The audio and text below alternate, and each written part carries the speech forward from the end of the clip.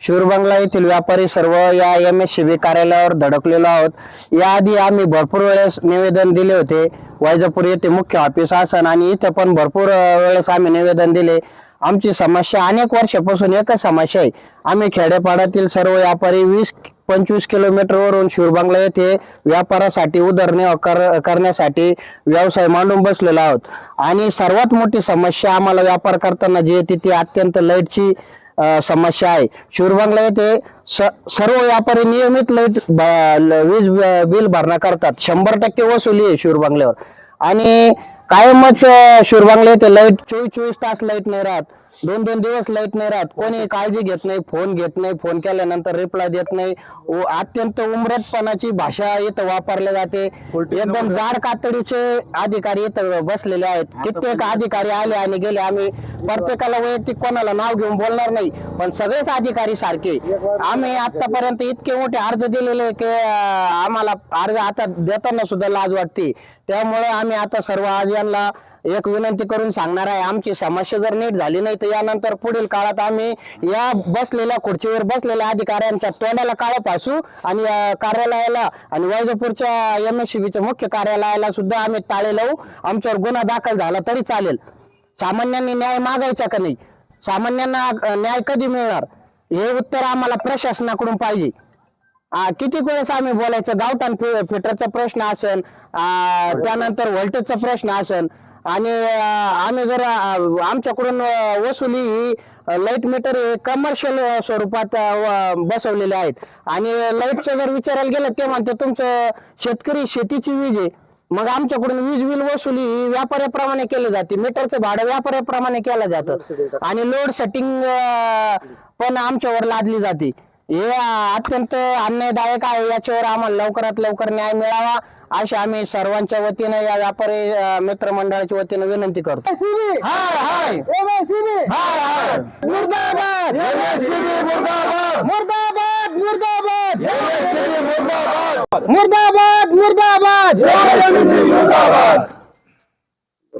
आज आम्ही शूरबंगला येथील सर्व व्यापारी आणि व्यापारी शूरबंगला कृती समितीचे सर्व संघटना व संघटनेचे अधिकारी येथे आलेले असून आमच्या शूरबंगल्याची जी काही 2 वर्षापासूनची जी लाईटची समस्या आहे ती आम्ही वेळोवेळी निवेदनही दिले, वेळोवेळी येऊन ऑफिसमध्ये विनंतीही केली, तरी सुद्धा आमचा शूरबंगला सगळा व्यापारी वर्ग असून आमचे सगळे कमर्शियल मीटर असून आम्हाला वेळेवर लाईट मिळत नाही। लाईट आली बी आता कालपासून लाईट नाही आहे। आज आल्यानंतर ही जी आज आम्ही इथं आलो म्हणून जी लाईट दिली तर त्याचंही व्होल्टेज 80-85 व्होल्टेज आहे।